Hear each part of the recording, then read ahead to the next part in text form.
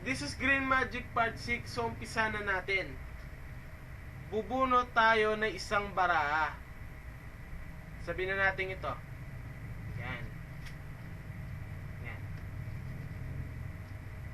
Anong bara? Yan. Tatandaan nyo ha. Tatandaan nyo yung bara na yan. So, itong bara na to, lalagyan natin dito. Yan. Tapos, kakat natin. Yan.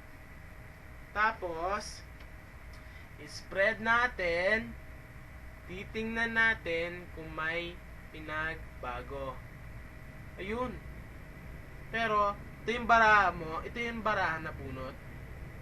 Hindi. Pero, number 5. Ngayon, number 5. Diba? Bibitawan ko muna.